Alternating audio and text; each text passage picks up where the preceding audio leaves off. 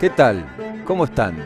Bienvenidos a una nueva emisión de Sociedad Política, esta propuesta que les hacemos cada martes a partir de las 21 a través de la pantalla de Pares TV. Martes 5 de noviembre de 2019, después de las elecciones en las que se impuso el Frente de Todos, el presidente Macri, que despidió sus posibilidades de reelección en las generales del 27 de octubre, procura erigirse como referente, como principal dirigente de la oposición, diciendo en el Centro Cultural Kirchner, que quizás deje de ser usado para actos partidarios, que hay gato para rato.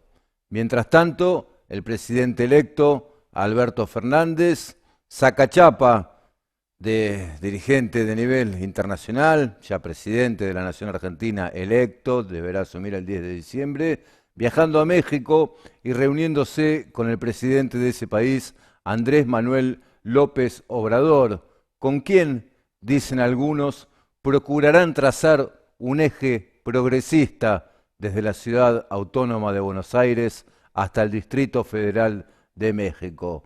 Un eje progresista que será oportuno, dadas las circunstancias que vive el continente sudamericano, después de las fortísimas protestas populares en Ecuador, en momentos en que es duramente cuestionado el ultraderechista presidente de Brasil, Jair Bolsonaro, y revive la esperanza de la liberación de Lula da Silva, en momentos en que en Uruguay el Frente Amplio se enfrenta a un dificilísimo balotaje que podría perder ante una alianza del Partido Nacional y los sectores más de derecha del vecino país, en momentos en que el presidente de Bolivia, Evo Morales, se enfrenta a la posibilidad de un golpe de Estado ante el desconocimiento de la oposición política de su triunfo electoral de las elecciones del 20 de octubre y debe reunir a su gente en las calles frente a la amenaza del racismo siempre latente en Bolivia, en momentos en que el pueblo chileno cumple ya 3 semanas de protesta en las plazas y en distintas ciudades del país contra el neoliberalismo que soporta hace ya muchos años y que encarna en este momento el presidente Piñera, que decide reprimir a mansalva a su propio pueblo por medio del cuerpo de carabineros, policía y aún el ejército. En este momento tan particular que vivimos en Latinoamérica, tan importante, tan decisivo para el futuro del continente, deberemos tener en cuenta que el destino de los países no se decide solo en las elecciones, que estas circunstancias que vivimos en la Argentina, esta salida electoral a la crisis social y económica que padece el pueblo argentino, no se resolverá solo por el camino de las elecciones, que el destino de los pueblos se define también en la organización y en las calles. Esto lo vemos en Chile, lo vemos en Bolivia, lo veremos también en la Argentina.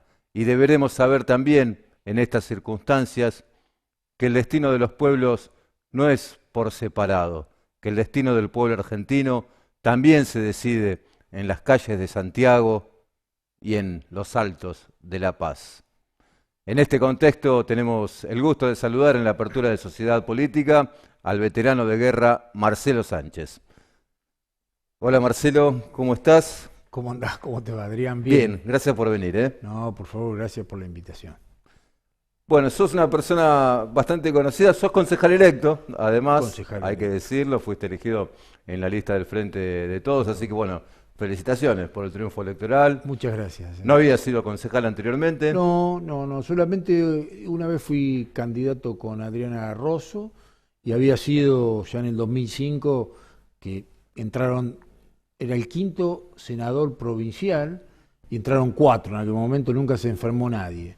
Y quedé ahí una sola vez, ahí había logrado el doctor Musi, hoy intendente nuevamente en Berazategui, de colocarme en esa lista de la provincia. Era el momento de Chiche contra Cristina, así que era, después pocas veces he estado en alguna lista de candidatos. Bueno, sos veterano de guerra, combatiste en Malvinas, en el RI-6 de Mercedes, ¿no es En el cierto? Regimiento 6, estuve ahí en lo que era la Compañía A, estuve en lo que es la defensa de Puerto Argentino. Yo estaba en un cañón 105, una pieza de artillería, era apuntador, y bueno, fui un soldado conscripto. Bueno, en una pieza de artillería, aunque era un regimiento de infantería. Claro, el regimiento de infantería también tiene parte de la artillería, es decir, Ajá. cada compañía tiene morteros y cañones. Bien, luego, al regreso de las islas, durante muchos años, fuiste dirigente de los soldados, participaste en diversas, agrupaciones, no solo en Luján, sino también a nivel provincial y nacional, ¿no? Bueno, he podido ser en el Centro de Veteranos de Guerra cuando era uno solo. Hoy hay 3 organizaciones de Sí. veteranos, lamentablemente. Y fui presidente de la Federación de la Provincia 16 años, de la provincia de Buenos Aires, y luego sí ya tuve cargos desde los veteranos, pero en el Estado. Es decir, fui director en IOMA, director en el Ministerio de Salud de la provincia de Buenos Aires, y presidente de la Comisión Nacional de Combatientes, que depende del Ministerio del Interior. Eso no es un centro de veteranos, es el Estado representando a los veteranos. ¿Cómo están los veteranos de guerra en este momento? ¿Cómo ha sido esa historia? Porque bueno, es conocido, este, ¿qué palabra podríamos decir? ¿Cuál fue la actitud del Estado hacia los veteranos de guerra a su regreso de Malvinas? ¿El desconocimiento? Alguien dice en la Federación Mundial, también participo en la Federación Mundial, que a los veteranos en el mundo los matan, además de la guerra, las bombas ministeriales, que tiene que ver con un Estado que muchas veces se hace el tonto con relación a los héroes de todos los países, no solamente de Argentina. Nosotros tuvimos, digamos, del retorno a la democracia hasta que asumió el primer gobierno del doctor Menem, prácticamente en el olvido con relación a las leyes y algún beneficio que se podía tener. Solamente hubo una ley en la provincia de Buenos Aires, una ley nacional que no decía mucho.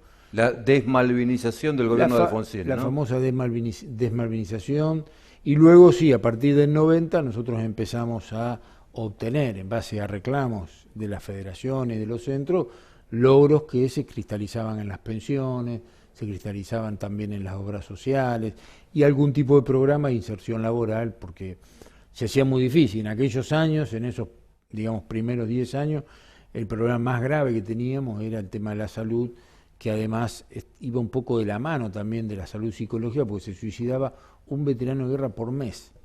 Y era muy fuerte para nosotros, como veteranos también, porque no sabíamos dónde acudir para paliar esa situación, ¿sí? Ya en el año 92, 93, ahí fui director en el Ministerio de Salud de la provincia de Buenos Aires con justamente el doctor Musi, que era un programa de salud, se llamaba Programa de Salud del Veterano de Guerra Bonaerense. Fuimos a Estados Unidos, trajimos a una consultora norteamericana compuesta por 2 veteranos de guerra, uno de Vietnam y otro de Corea, que eran psiquiatras. Capacitamos al Estado de la provincia de Buenos Aires, a veteranos, lo financió el Banco de la Provincia, y increíblemente en 5 años, con un Estado presente en los hospitales públicos, en todo lo que es la región sanitaria, logramos que en 5 años no haya ningún veterano de guerra más suicidado en la provincia de Buenos Aires. Pero bueno, la provincia es un lugar en nuestro país, ¿no? Pero bueno, desgraciadamente ese programa no se copió, y como el Estado a veces se convierte en bobo, es decir, y aún del mismo partido, el que luego siguió como ministro, que fue el doctor Pasaglia, que es de San Nicolás, no siguió con el programa siguió, pero prácticamente lo desactivó, y otra vez volvieron los suicidios. Es decir, que si uno está encima de eso, porque la pata era veteranos, psicólogos y psiquiatras y el hospital público, y todos trabajaban en equipo. Es decir, si había un veterano que tenía un problema y lo detectaban, primero iba al veterano y luego participaba en la parte profesional. Lo dejaron, lo abandonaron al programa, y bueno, comenzaron otra vez los suicidios, que para nosotros es muy doloroso, porque no, a veces el Estado cree que es solamente plata, y la plata no soluciona una parte, pero la otra parte no la soluciona. Y además el tema de los suicidios le entra al veterano que no tiene muchos recursos económicos, como con aquel que está muy bien, que tiene un negocio o un campo. Si yo he visto cuestiones muy particulares, siendo ya presidente de la Comisión Nacional, que se han suicidado veteranos que tienen un poder adquisitivo muy alto, y que eso no tiene nada que ver con su condición social, ¿no? Y en el orden internacional, Marcelo, ¿cómo es el trabajo entre veteranos de guerra de distintos países y de diferentes guerras? Bueno, en el caso mío lo que puedo contar es que los ingleses la primera vez que me vieron en el año 95, ya ahí los ingleses, que se llama SAMA 82, son una organización de los veteranos de guerra de las Islas Malvinas, De los veteranos ingleses. de los veteranos ingleses, Sí. que también forma parte. Primero, en la Federación Mundial no se habla de conflictos, se habla de la problemática, ¿sí? Se habla de lo que nos pasa a los veteranos de guerra en el mundo, que es muy parecido. Se deja de lado los conflictos y sus No razones. se sus puede ori- hablar, se trabaja Ah, por la paz y se trabaja sobre la solución de nuestros problemas en cualquier lugar del mundo. que son los mismos, de los veteranos de guerra. Son parecidos. Realmente los suicidios, el alcohol, droga, violencia familiar, son muy parecidos. Y bueno, nos escucharon tanto de todo lo que habíamos logrado en la Argentina, me invitaron 2 veces y es la primera vez que me pagan todo, al Círculo Militar Británico en Londres, y para dar exposiciones de lo que nosotros habíamos logrado en la Argentina en calidad de beneficio, tanto una ley, una ordenanza o una resolución, y además de las pensiones y todo eso, porque ellos tienen mucho menos que nosotros. Por eso cuando me encuentro con algún argentino, que me he encontrado en este caso en este último viaje, le decía que el Estado argentino hay mucha gente que no sabe que aporta mucho dinero y que además aporta soluciones por intermedio de un montón de leyes que se ponen en funcionamiento para los veteranos. Falta el tema de la salud, y yo soy un convencido de que si podríamos encontrar un programa que contenga a los veteranos de guerra, realmente estaríamos muy bien. Pero vos decís que el Estado británico no le prestó tampoco la debida atención a quienes Ellos combatieron. no es que le prestó, lo que pasa es que ellos tienen, como mencionaba un brasilero, es decir, ellos tienen a lo mejor menos legislación y se cumple, Sí. y nosotros tenemos mucha legislación y no se cumple, Ah. pero en realidad nosotros tenemos más beneficios que ellos, porque ellos, bueno, además son un país bélico, tienen muchas guerras y es como que están acostumbrados a la guerra. Pero por ejemplo, un veterano de guerra británico, un veterano, cuando recién se jubila es cuando empieza a percibir algo. Nosotros no es nuestro caso, los veteranos de guerra de la Argentina tienen en casi todas las provincias hoy una pensión nacional que paga el ANSES y otra pensión provincial que paga en este caso en la provincia de Buenos Aires el IPS. Si sos empleado público de la provincia de Buenos Aires tenés un plus salarial por ser veterano. Por eso digo que en cuanto a lo económico, si se quiere, los veteranos podemos decir que hemos encontrado a cómo está nuestro país, y sobre todo se ha logrado, podemos decir del año 95 en adelante, el que le puso valor a las pensiones ha sido el doctor Carlos Néstor Kirchner. Marcelo, ¿y qué sentiste? ¿2 veces decís que estuviste en Inglaterra? Estuve 2 veces invitado por ello. Sí, ¿y qué sentiste encontrarte con aquellas personas a las cuales habías enfrentado en una guerra? Yo siempre digo que cuando uno se encuentra con una persona que era un adversario, Un un enemigo. enemigo que podía matarme y yo lo podía haber matado, aunque probablemente no nos hayamos conocido con la indumentaria militar. Primero dejarla en claro, yo cada vez que estoy con un inglés le dejo en claro que ellos han usurpado desde hace 183 años hasta ahora las Malvinas, que han matado a mis hermanos, a muchos no los conocía, pero involucro a todos, y que no tengo duda que son un ejército usurpador, un país usurpador. Una vez que aclaro eso y ellos no me dijeron nada ni se ofendieron, empezamos a dialogar como corresponde, porque es algo que si no lo estaría falseando, y eso. Y ellos lo entienden, los ingleses son muy diplomáticos y lo entienden. Tampoco entienden tanto el tema de Malvinas, el soldado británico mucho lo entiende de las islas. Lo que pasa es que atrás de las islas, No tienen el sentimiento por las islas que puede tener el pueblo argentino. para nada, ellos lo sienten, es más, creo que hay un camino a recorrer, y yo podría encontrar dentro de un montón de años algunas declaraciones como que las Malvinas no me importan, lo han dicho en privado, no lo dicen en público, pero bueno, nosotros creemos que tenemos que seguir por un camino y el Estado tiene que entender que no se puede ser pendular en la vía diplomática sobre nuestra soberanía en las islas. Tuvimos un gobierno, el de Alfonsín dijo ni, después vino el doctor Menem, le mandaba Osito Winnie Pooh por intermedio de Guido Di Tella a los ingleses. Canciller Di Tella, sí. Después vino de la Rúa, dijo ni. Y después vino Duhalde, más o menos acomodó. El gobierno de Néstor y Cristina realmente pelearon la soberanía en todos los foros internacionales, dejaron bien en claro que las Malvinas son argentinas, no había lugar a la duda. Bueno, el gobierno de Macri ha sido para nosotros una vergüenza. ¿Por qué? Porque yo siempre comento esto cada vez que lo puedo, decir, Macri siendo intendente de la ciudad de Buenos Aires, un día había una calle, un pasaje en la Chacarita, fue en el año 2006 esto, invito al que quiera buscarlo por internet que lo haga, porque no me lo pueden creer, un pasaje se llamaba 2 de abril, en base en homenaje a los soldados, no a la guerra, nadie va a reivindicar la guerra, esto está claro, en la Chacarita. Y cuando le pregunto cómo le puso, y te preguntaba, le cambió el nombre, ¿y cómo le puso? Si hacemos un silencio podemos le puso Inglaterra. Y nosotros tuvimos que ir, recuerdo siempre, ese día nos pegaron por todos lados porque nos agarrábamos de los lugares, de los caños donde cambiaban los nombres de las calles y le puso Inglaterra. Después no entiendo los temas de soberanía, las Malvinas serían un gasto adicional. Hoy prácticamente en el acuerdo que ha hecho Forador y Duncan, o Malcorra, involucremos a Malcorra porque lo hizo Malcorra. La canciller Malcorra fue la primera canciller de Macri, sí, que ¿no? digamos, lo armó ella y después se fue. Sí. Es un convenio que solo le conviene a los ingleses, a los argentinos nada.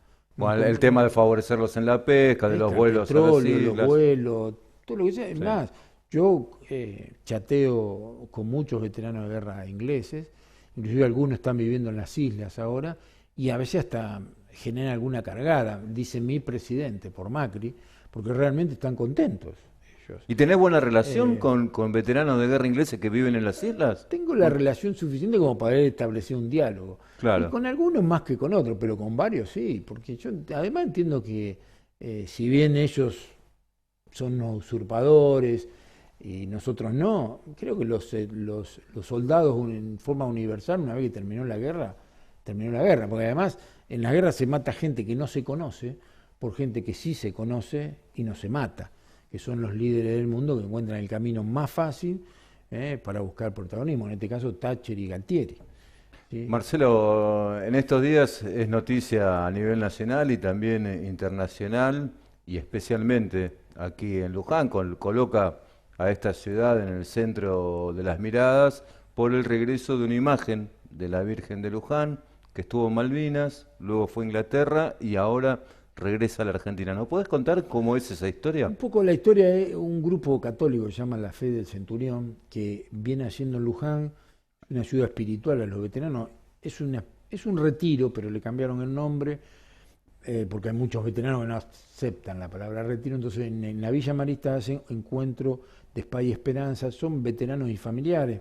Nos juntamos, yo voy todos los años, son 3 días, y el año pasado, a fines del 2018, me comentan ellos que hay una virgen en una capilla militar británica muy cerca de Londres, una virgen que había estado en las trincheras, que había estado con... Una virgen de Luján. Una virgen de Luján que había estado en las trincheras con un capellán que se llama Vicente Torres y un soldado que la transportaba, que se llama Jorge Palacios, del Regimiento 25, que era la unidad del coronel Seineldin, conocido públicamente, que bueno, tiene tantos rezos de tantos veteranos de guerra, seguramente, que le han pedido a esa virgencita, que los ingleses cuando terminó la guerra la llevaron a Inglaterra, a esa capilla militar. Ellos dicen que para cuidarla. Está bien, vamos a creerle que eso es así. Ellos la Es decir, termina la guerra y la imagen de la Virgen queda en una capilla militar en el campo de combate. Exactamente, pero ellos la trasladan a Londres. Sí. Se la llevan de ahí, no la dejan en Malvinas, se la llevan a Londres. Ellos la descubren y nos traen a ese retiro, tiran esta idea. Miren la idea de, bueno... Ustedes no sabían de la existencia de esa imagen. No, yo no sabía de la existencia de esa Virgen de Luján. En febrero de este año, del 2019, yo tenía que participar en el Congreso Mundial en Francia, tenía una actividad también por el Instituto San Martiniano que tengo, de ir a Boulogne-sur-Mer, y tenía ya una audiencia plasmada con mucha anticipación con el Papa Francisco el miércoles 20 de febrero. Bueno, ellos me dan la Fe del Centurión una carpeta con toda esta historia de esta Virgen que estamos hablando acá, quién es la familia que la compró, cuál fue el fabricante, cuál fue la fuerza que la llevó. Yo se lo doy. Con el Santo Padre, con otros veteranos que me acompañaron también de la Carpa Verde y de la Federación Nacional, él nos dio 14 minutos, muchísimo para un grupo, 14 minutos. Pero 7 lo dedicó, él dejó que lo dedicáramos a esto, que es que le comentáramos cómo era el tema de la Virgen. Bueno, inmediatamente antes de terminar la audiencia nos dijo, yo me voy a encargar de este tema, y se hizo juntar al obispo argentino, que se llama Santiago Olivera, con el obispo británico, que se llama James Manson, porque ambos dependen de él, y hizo que de a poco se fueran entendiendo, hasta que llegaran a un proceso de que acordaran de que esa Virgen viniera nuevamente a nuestro país. El 30 de octubre nos citó, yo tuve el honor de participar en esa delegación, que fue el capellán que te mencionaba recién, el soldado que la transportaba, otro soldado, el obispo castrense y la Comisión Nacional de Familiares de Caídos en Malvinas. Bueno, ahí nos encontramos con el Papa, la Virgen esta presidió la Asamblea General, luego el Papa se acercó, había 2 vírgenes, una es porque nosotros por el obispado castrense le donamos una virgen a los británicos para que la pusieran en esa capilla militar, y el Papa le dio la bendición a los 2 y después fue tomando contacto con cada uno de nosotros para tratar diferentes temas. Nosotros teníamos que ir al otro proyecto, es que hagamos un encuentro de veteranos de guerra en el Vaticano para conversar por la paz y tener un proyecto de paz, ya los veteranos de guerra organizados por intermedio de la Federación Mundial. Le pude alcanzar un banner, que es un banner con todas las caras, se llama Rostros en Malvinas, que son ya el cementerio de Darwin, con todos identificados, la cara de cada uno de esos héroes en cada cruz, donde está, la nuestra está nuestro Enrique Udepol, por ejemplo.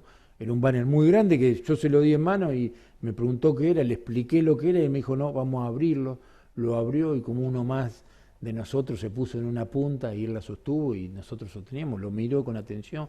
Me preguntó una virgen de Luján, bendecida también para el Centro Veterano de Guerra Mercedes, que está próximo a inaugurar su sede, que se la construyó el intendente de Mercedes, Juan Utarroz.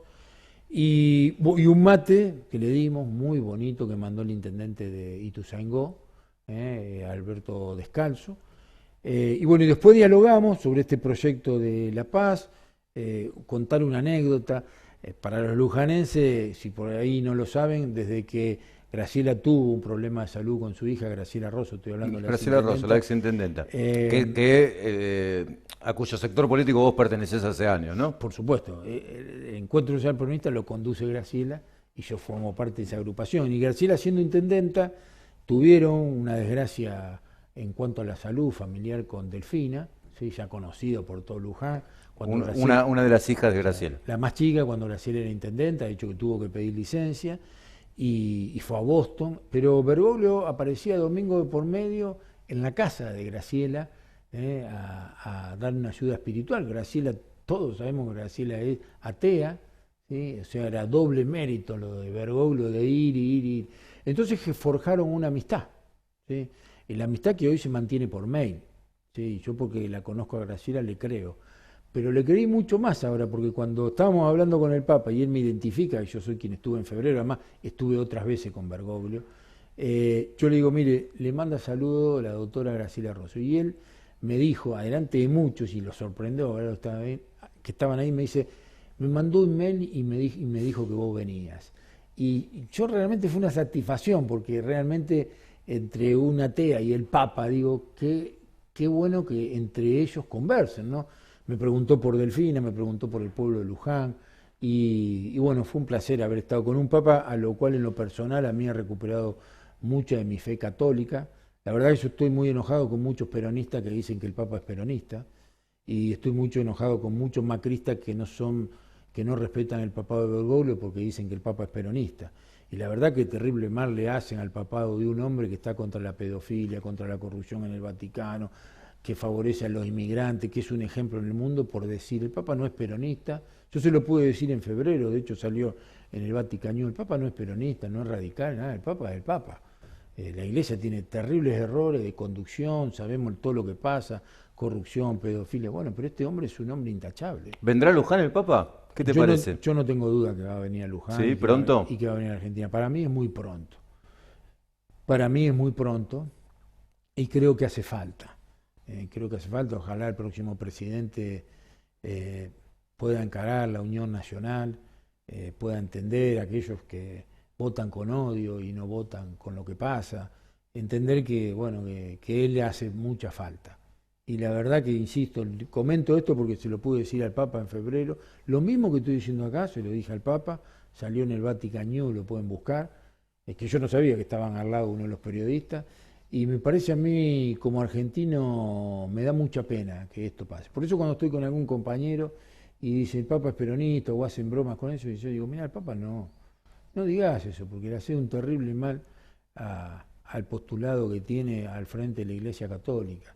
Es un hombre que es intachable y me parece que no se merece. No tengo duda, ahora sí, como lo digo siempre, no me imagino al padre Jorge, al cardenal Bergoglio, al Papa Francisco, apoyando un gobierno como el de Macri, que lo único que hace es someter gente para el lado más de la pobreza que para mejor beneficio. Más. No lo imagino de este lado. Me lo imagino del lado... Pero del lado peronista te lo imaginás al final. No, pero me lo imagino, pero eso no significa que lo sea, por una cuestión social de la Iglesia. Marcelo, nos queda un minuto. ¿Cómo te preparás para asumir como concejal el 10 de diciembre? Bien, yo creo que ojalá se ha logrado armar un frente que es de todos. Yo represento al sector de la doctora Rosso, está Ariel Nota que representa a su sector. ¿Van a armar un solo bloque? Bueno, nosotros nos hemos comprometido y lo seguimos diciendo públicamente. Nosotros queremos un solo bloque y no nos vamos a ir del bloque donde esté y donde el intendente esté. ¿Por qué? Porque creemos que podemos tener disidencia afuera, ¿sí?, del intendente, discutir todo lo que se nos ocurra, votar en contra, pero no irnos a otro lado, armar otro bloque, porque no, fueron elegidos por la misma lista, ¿no? Al menos los 5 que fueron elegidos este año. Por eso le decimos a Ariel, iba a nombrar a Vamos Patria Grande, a Carolina, al movimiento Evita, a Jurina que ingresó, tratar de respetar el voto popular y estar ahí. Y lo último, invitar a la gente, porque la misa de la Virgen que iba a ser el domingo 3, sí, se retrasó porque se rompió el avión. Sí. Porque se rompió el avión, va a ser este domingo a las 5 de la tarde. Es decir, aquel vecino o vecina de Luján que quiera ir a darle un beso, un rezo a esa Virgen que protegió a muchos héroes, el domingo en misa de 5, esa misa suspendida se pasa para ahí. Y en el Consejo ojalá pueda dar lo mejor de mí, solamente puedo decir compromiso. Bueno, te vamos a invitar como concejal. Exacto. Hoy viniste como veterano, otro día vendrás como concejal. Gracias, Marcelo Sánchez. No, gracias a ustedes, cuídense mucho. Bueno, muchas gracias. En el próximo bloque de Sociedad Política, el concejal de Cambiemos, Javier Casset. 2 minutos, volvemos.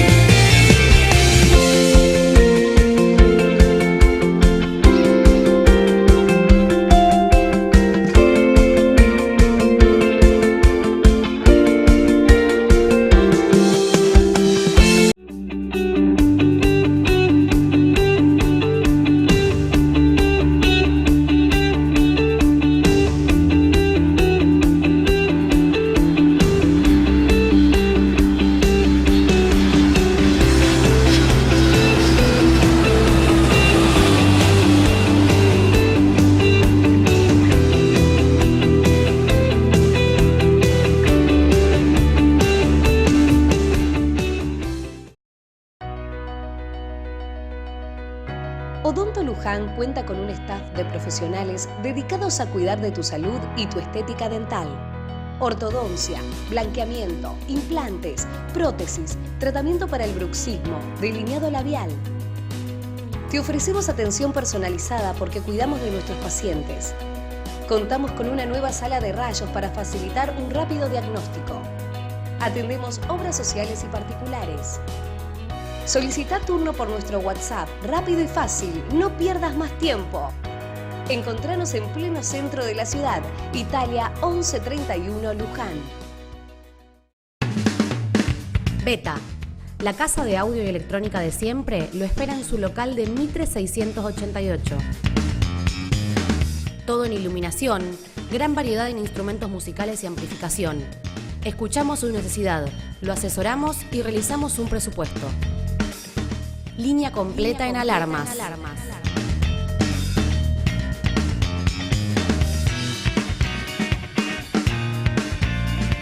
Beta, en Mitre 688.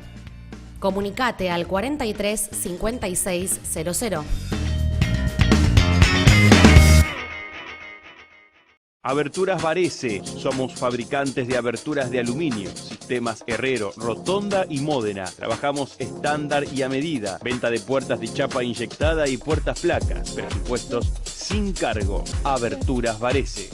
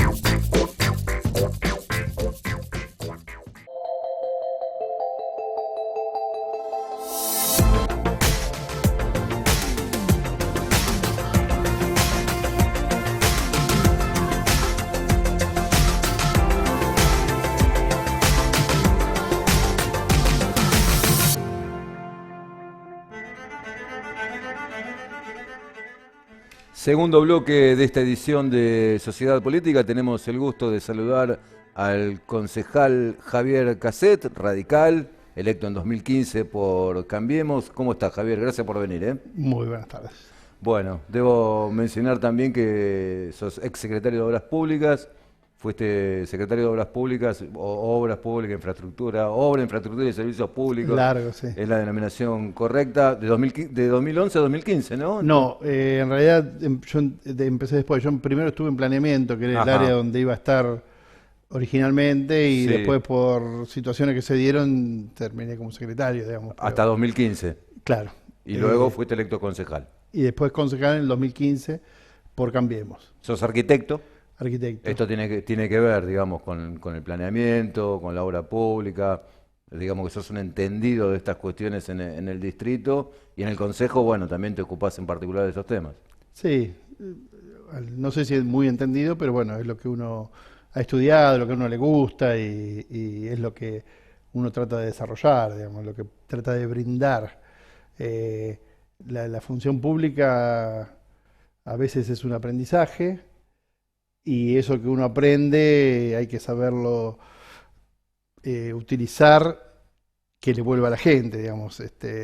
No es lo mismo la actividad privada, profesional, en ningún aspecto, ¿no?, que la función pública. La función pública es otra cosa, tiene otras responsabilidades, tiene la misma administración pública es muy distinta a la actividad privada. Entonces todas esas cosas hacen que no solamente siendo profesional se pueden alcanzar algunas ¿Y por qué funciones. dedicarse a la función pública? En todo caso, en tu caso, ¿por qué? Porque bueno, vos sos arquitecto, te podrías haber dedicado a la actividad privada. De hecho, me dedico también, Claro, digamos, bueno, mi actividad pero- privada pasa por otro lado, en forma Sí. paralela. Claro, pero te podría haber dedicado con exclusividad. Digo, la función pública también tiene sus ingratitudes, sus esfuerzos adicionales, ¿no? Sí, por También tiene sus satisfacciones, sin duda, y Sí, sus recompensas, pero realmente sí, es un hermoso tema. es Porque es una cuestión de ¿quién- militancia política, vos sos radical, no exacto, sé. de siempre, digamos, Sí, de uno claro. Imagínate, yo terminé la escuela secundaria, recién lo escuchaba a Marcelo Sánchez, ¿no? Yo termino la escuela en el año 81, año 82, Guerra de Malvinas, yo ingresando a la universidad, un montón de amigos míos haciendo la colimba en ese momento, bueno, fue todo un momento, y de ahí en más viene la restauración de la democracia, viene Alfonsín, viene un despertar ciudadano y eso generó en mí y en toda una generación una necesidad de expresar o de volcarse a lo público y a tener alguna responsabilidad social. Creo que un poco ese fue el origen. Siempre milité, nunca tuve una exposición pública, nunca había sido yo antes ni funcionario ni concejal, creo que ni candidato había sido nunca, y bueno, en esta oportunidad se me requirió como un equipo técnico, para el equipo técnico de la parte de planeamiento, estábamos muy atrasados con el tema del COBO en ese momento. Del Código de Ordenamiento Urbano. Exactamente, que venía de muchos traspiés administrativos y políticos, de la pelea precisamente entre el gobierno de Prince y el gobierno de Rosso. No teníamos el código, había que destrabar política y Claro, técnicamente ese recordemos que sobre el final del último gobierno de Miguel Prince, el que termina en 2007, se sanciona un código tema. de Claro, en el ordenamiento. 2006 precisamente. Sí. Claro, se sanciona un código de ordenamiento urbano, va a la provincia para su convalidación, Prince pierde las elecciones contra Graciela Rosso, asume Rosso, corregime, Rosso entiendo Sí. que lo tira para atrás, digamos. Sí. este, Pide el expediente nuevamente, pide el que estaba ya para ser convalidado, Sí. y se reformula absolutamente, se empieza uno nuevo. Sí. Ni siquiera se sigue con el mismo número de Sí, expedientes. se empieza a trabajar sobre Se uno empieza nuevo. sobre uno nuevo y que había que compatibilizar con lo anterior. Bueno, a nosotros Bueno, nos toca y pasan esa cuánto, etapa. 12 años más prácticamente, 11 años más. 12 años más. Desde Do- ese momento, desde el Porque 12 años más. ¿cuándo se volvió, cuándo se aprobó el Código de Ordenamiento Urbano? Y nosotros tuvimos, en la época de Rosso, se elabora todo uno nuevo, Sí, va el Consejo Deliberante en su último periodo como intendente. sí. Cuando asumimos nosotros, que el expediente ya estaba para ser tratado en el Consejo Deliberante, ese nuevo, el Consejo decide enviarlo al Ejecutivo para una revisión. Bueno, ahí se hace toda una revisión que lleva meses, Sí. y ahí se envía y ahí empiezan toda una discusión distinta de la que estaba plasmada en ese proyecto, y se trató de compatibilizar con un montón de visiones distintas. Ha pasado tanto tiempo que las visiones son muy distintas y que el proyecto de la ordenanza 5115 que se aprobó en la época de Prince Sí. a la de hoy hay diferencias muy grandes. Si bien en lo general o en las intenciones son las mismas, en lo práctico y en lo concreto hay muchas diferencias. Claro, Y ahora, eso- ¿cuándo fue que el Consejo aprobó el Código de Ordenamiento Urbano? la última versión en el 2016. En 2016. Eso fue a la provincia y la provincia lo convalidó hace pocos días. Sí, fue hace unos meses. También en el medio hubo que hacer correcciones, porque ¿Pero está ¿por qué? vigente ese código? Exactamente, sí. Es buena pregunta, ¿no? Hoy, ¿Está vigente? hoy, a esta hora, hoy te digo que sí. El viernes pasado, viernes 1 de noviembre, entró en vigencia el nuevo Código de Ordenamiento Urbano. Ah, me estás tirando un título. Te estoy tirando un buen título, Bueno, gracias. una Javier. buena primicia, ¿Por qué entró en vigencia el viernes? porque por decreto se fijó esa fecha para la entrada en vigencia. ¿Pero no salió en los diarios? Te lo estoy tirando para vos. mirá. Gracias, Javier. No, No, bueno, pero habida cuenta de su importancia. Sí, y primero, es una ordenanza que se basa en una ley provincial. Entonces tiene que tener aprobación local porque es una ordenanza, Sí, pero después tiene que estar revisada por los equipos técnicos provinciales para que se ajusten a esa ley. claro. Y es una ley, la ley 8912 de uso del suelo, que es muy compleja, porque tiene un montón de intervenciones en lo hidráulico, en lo que hace Sí. a salubridad, digamos, hay un montón de cosas que influyen en el dictado de esta norma. Entonces, cuando va a La Plata, va y viene varias veces con distintas correcciones. Una de esas es una ordenanza que modifica la 6771, que es la que quedó hoy, ahora y entró en vigencia hace poquitas horas. Hay una que modifica, que hace ajustes, y hubo que compatibilizar en un texto ordenado las dos normativas, que es lo que se aprobó ahora por ¿Y decreto. qué implica? Implica muchísimas cosas, está claro. Muchísimo. Pero si tuviéramos que ir a lo central, a los ejes de la cuestión, ¿qué implica que este nuevo Código de Ordenamiento Urbano esté vigente? Digamos, ¿qué cambia? Cambia. Por ejemplo, reduce a 1/3 la cantidad de superficie rural que se puede dedicar a clubes de campo. Entonces se mantienen muchas más áreas productivas y menos dedicadas a la vivienda familiar, que se llama vivienda como de... Es decir, de toda vivienda, de toda la la segunda vivienda. de toda la superficie rural de Luján, solo 1/3 se puede utilizar para clubes No, de campo. lo que estaba Sí. dedicado A a ver. clubes de campo, que es una zona específica del club de campo, Sí. a lo que queda hoy se reduce a 1/3. Ajá. Es muy significativa esa diferencia. ¿Por qué? Porque, Y es muy significativa por la proporción que se reduce. Pero además... porque va a haber menos porque- clubes de campo. Sí, pero no es porque el club de campo sea malo, sino porque nucleas en determinados lugares donde vos podés hacer clubes de campo. Porque el club de campo no implica solamente que la gente se va a vivir al campo. Porque la gente que se va a vivir al campo, un club de campo en el medio del campo, si se va a cualquier lado, vos después le tenés que mantener el camino, el municipio tiene que mantener el camino, tiene que ir a recolectarle los residuos, tiene que ir a prestarle servicio de segunda línea, que aunque no que sea semanal, pero vos tenés que asistir a esa gente que vive ahí. Porque al principio dicen, yo me quiero ir a vivir al campo, me adecuo a esa normativa, a esa vida, y resulta que después empieza a demandar, y es lógico, una prestación de servicio del municipio. Entonces, no es lo mismo tener centralizado o localizado en determinados sectores ese tipo de vida que dispersos en todo el distrito. Y hoy tenemos un club de campo como es Las Lilas, que está camino a Navarro, está absolutamente separado de lo que es el resto de Luján. Y parece que no, pero obtener ese sostenimiento de un núcleo urbano, rural si querés, para el municipio implica un costo. Bueno, pero le y una le asistencia. cobran las tasas y demás, ¿o no? No es, No es tan fácil. no es proporcional. Ah, No es proporcional. perdés plata, digamos. Si querés llamarlo así, pero no es proporcional lo que vos le cobrás a las posibilidades que tenés vos de brindar servicio. Porque vos tenés, por eso, digamos, la ley 8912 separa los núcleos urbanos o sea, son 3 sectores: urbanos, rural, y en el medio están las áreas complementarias. Esos 3 sectores son los que se compatibilizan en el uso de la ciudad, en la vida de la ciudad. Urbano, rural, y en el medio las áreas complementarias. ¿Y área complementaria, qué sería, Javier? Puede ser un residencial extraurbano. ¿Qué quiere decir? Un área de vivienda residencial que no es urbano, que no va a tener servicio, que las parcelas son mucho más grandes, no tenés necesidad de brindarle cloaca y agua, porque se puede autoabastecer con un pozo negro y una perforación de agua. Claro. Pero el área urbana son superficies de lotes mucho más chicos, tenés mayor cantidad de gente viviendo por manzana, si querés, para graficarlo Sí. de una manera, por hectárea, y tenés en esa mayor cantidad de habitantes una mayor cantidad de contaminación o de agua servida, y además un mayor suministro de agua. A eso tenés que brindarle servicio.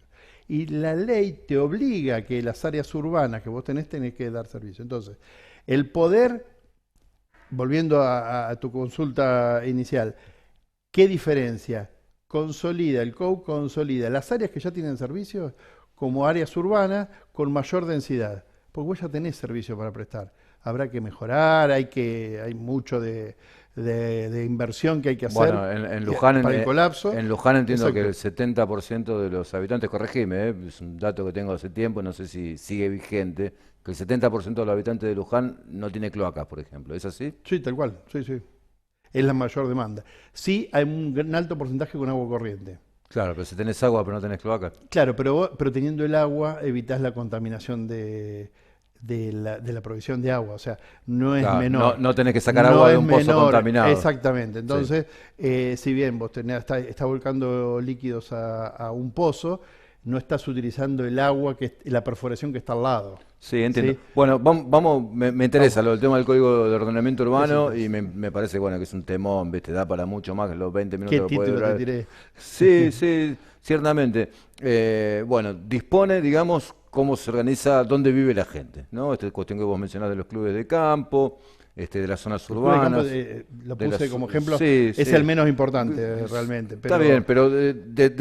determina, esta es una zona urbana, esta es una zona rural, esta es una zona Y hay un área complementaria. intermedia que la complementa. Sí, la industria. De acuerdo, determina este Código de Ordenamiento Urbano Absolutamente. dónde tiene que radicarse la industria. Hay lugares que diga, bueno, la industria en Luján va a estar acá. Uno ahora piensa, bueno, no sé, la ruta 5 llegando a Lorenzo Casey hay industria. El Parque Industrial Villa Flandria hay industria. Ruta 6 hay industria. Exactamente. ¿Cómo es eso?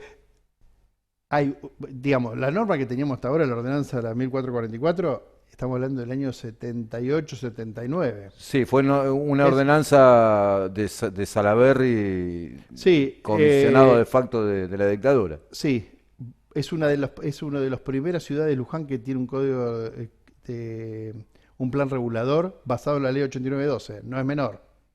Vos La decís vos decís que hay mayoría- que reconocerle a Salaverry y eso.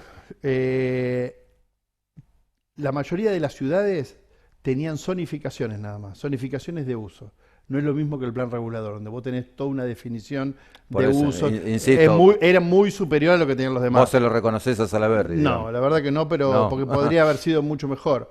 Pero hay que decir que Luján tuvo una norma mucho mejor que la que tenían otras ciudades. Sí. Pilar no tenía Bien. plan regulador, General Rodríguez Está bien, no pero tenía. fue hace 40 años. Hace 40 años. Hace 40 años.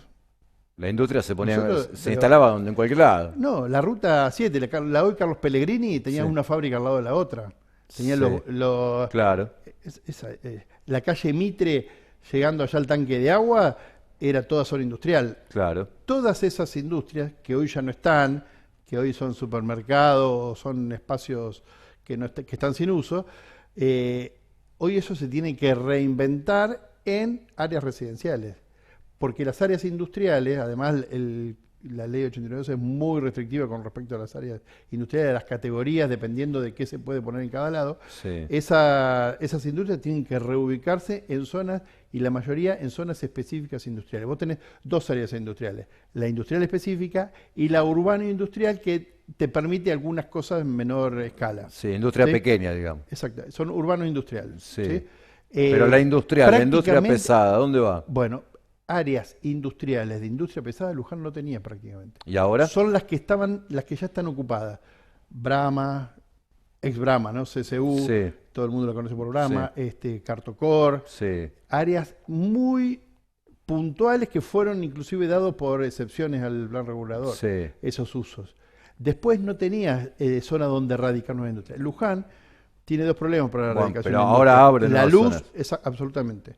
Tiene problema para la radicación de industria. El valor del costo de la energía eléctrica Sí. y el uso. No había, El uso del hasta suelo, hace unos decís días, vos. no había uso determinado para industria. Sí. ¿Y ahora? Los parques industriales que están son pocos, están en la zona de Jáuregui, Sí. y lo que se generó son dos corredores para industria.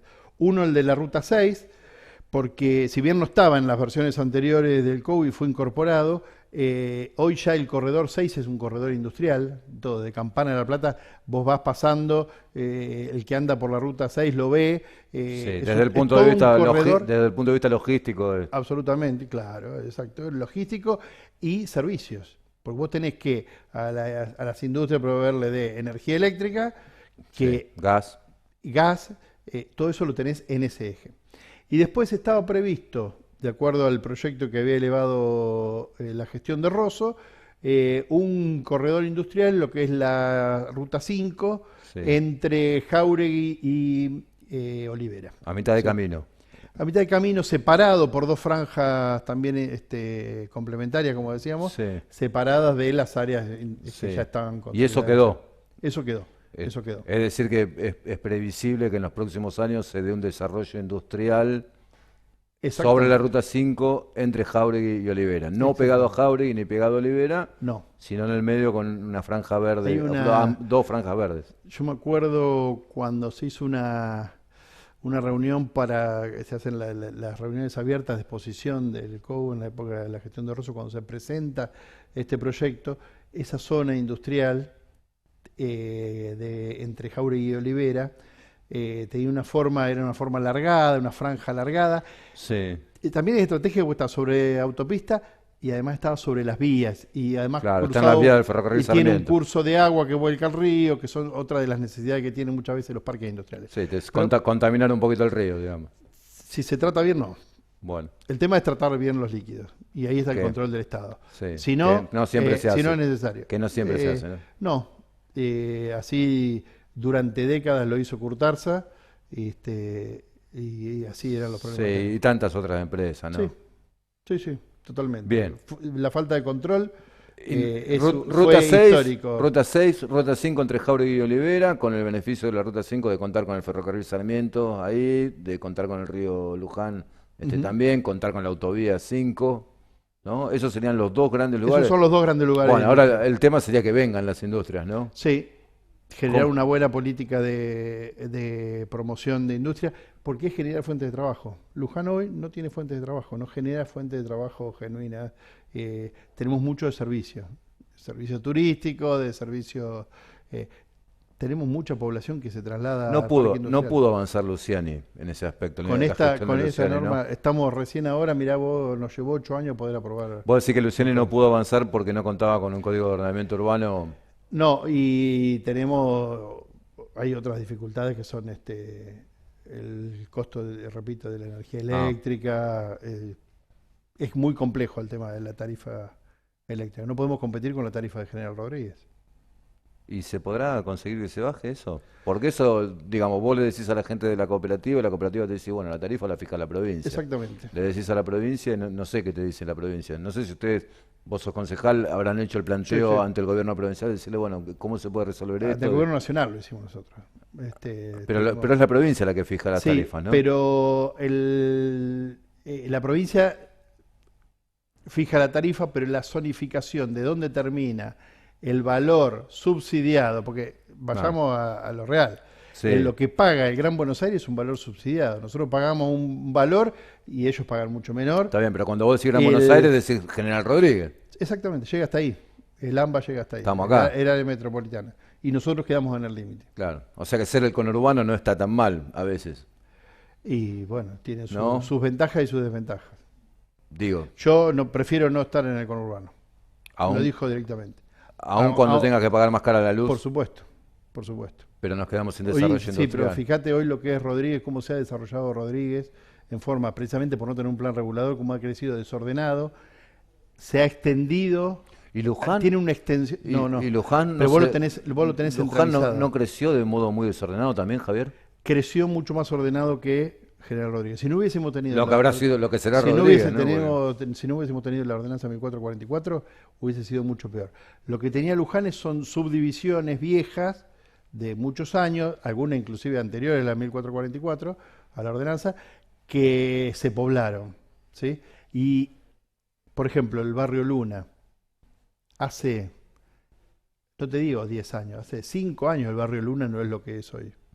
No, claro. Porque, por ejemplo, con el plan Procrear, no hubo una demanda de lotes que no había en Luján. Entonces, Luján no brindaba, tiene unos valores exorbitantes. Entonces, el barrio Luna, que se debe haber quintuplicado la población, precisamente por este fenómeno, de la necesidad de conseguir tierra urbana para hacer vivienda, que además puedan ser escriturables, porque claro, son los requisitos que tiene un plan de... Javier, se nos fue. Me gustó la nota porque fue muy técnica, digamos, ¿no? Demasiado, ¿no? La podríamos haber politizado, la podríamos haber picanteado, como se dice, pero bueno, no faltará oportunidad. No, nos quedamos en el tema del Código de Ordenamiento Urbano, por un lado... Que es futuro para Luján. Hay que pensarlo como futuro. Es una salida que van a tener que, absolutamente necesaria, va a ser que pongámonos ya a revisar las mejoras que haya que hacer. Y tiene que ser una herramienta dinámica, no podemos estar 40 años nuevamente para volver a hacer mejoras o correcciones a los errores o a la dinámica que se va a producir. No podemos pasar eso. Yo creo que el compromiso que tiene que tener toda la fuerza política y las áreas técnicas es a que esto, las modificaciones sea dinámica y sea permanente, porque una norma de hoy, dentro de 10 años, va a ser seguramente obsoleta en muchos Claro, aspectos. el punto es también que en ese dinamismo, que yo estoy de acuerdo con vos en que, bueno, las normas lógicamente deben ser corregidas, el desarrollo de las sociedades no se pueden quedar atadas a una norma y más una norma de estas características. Pero tengo la prevención también de que a veces las excepciones a las normas Es que es lo que no hay que hacer. o los cambios a las normas obedecen a intereses que no necesariamente son los del conjunto de la sociedad. Exactamente. ¿No? Eso, en una cuestión como un código de ordenamiento urbano, muchas veces priman intereses inmobiliarios, de factores poderosos, vamos a decir, terratenientes. Sí, No o sé. no tan poderosos, pero que tienen mucha más posibilidad de expresarse jurídicamente en los temas. ¿Cómo Aunque- sería? ¿Cómo y porque sería? A veces es más lo que hablan que el poder que tienen, pero ¿Vos decís que te corren de pico? pero claro, pero Te- sí, cuando te- lo apurás un poquito se dan cuenta bueno, que no saben nada. lo dirás por Pero, experiencia en el claro, Consejo Deliberante, que te habrán venido a pedir excepciones o demás, ¿o no? No, excepciones no. Lo que sí pasó acá en Luján Sí. es que en estos 40 años, a los 10 años, mirá vos lo que, vamos a hacer un raconto de historia, 2 segunditos. Sí, Año 79, sí. se aprueba. Sí. En el 89 ya se estaba pidiendo, todos los partidos políticos ahí que se ofrecían candidatos, ya decían que el plan regulador había que modificarlo. Sí. En el 99, Prince ya estaba armando una comisión de modificación.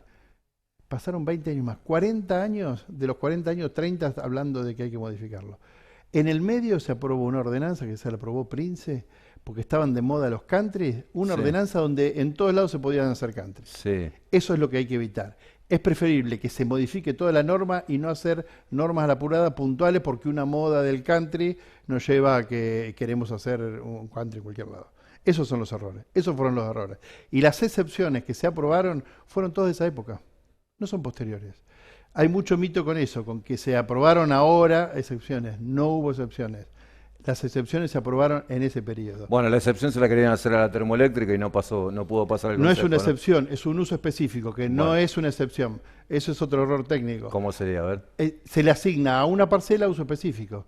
Bueno. Prince le dio a una parcela para hacer un parque de diversiones, que después hubo que sacársela porque nunca se hizo el parque de diversión sobre la Ruta 6, donde hoy está frente a Brahma. Entonces, el uso específico se lo dio por decreto, ni siquiera por ordenanza. O sea que los usos específicos es otro tema que va por la ley 8912, que no tiene nada que ver con las excepciones a la normativa del COB o del plan regulador. Son Javier, cosas distintas. vos sos radical. Lógicamente, bueno, sos primo de Fernando, ¿qué sos? Primo segundo, Sos sí. familiar. Bueno, ganó Leo Voto, ganó el Frente de Todos. ¿Cómo lo ves vos? ¿Guardás alguna expectativa? Está claro, estás en la oposición política, pero ¿qué Sí. te parece? Si tenés que hacer un Creo que- análisis un poquito más desapasionado, digamos. Creo que va a ser bueno. Toda renovación es buena, digamos. Sacudir un poco la zaranda viene bien. Ahora vamos a tener que analizar de todo lo que se propuso, de lo que se promovía, qué es lo que realmente se puede hacer y qué es lo que se dijo y no se va a poder cumplir. Hay muchas cosas que en campaña se promueven, se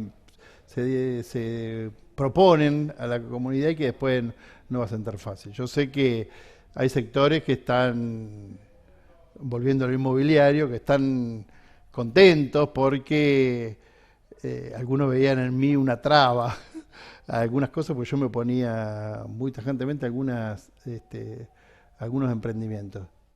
Vamos a ver qué hace ahora el nuevo gobierno. Javier Casset, concejal hasta el 10 de diciembre, no buscaste la reelección, no estuviste en la lista. No. Gracias por venir a Sociedad Siempre Política. uno sigue vinculado, pero de otra forma. Gracias a Bueno. ustedes.